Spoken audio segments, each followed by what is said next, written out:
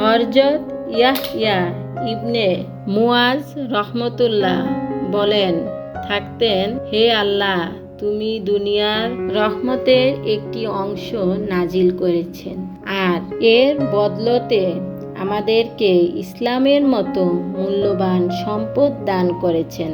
তাহলে তুমি যখন শত রহমত নাজিল করবে তখন কেন আমরা তোমার মাগফিরাতের আশা করব না?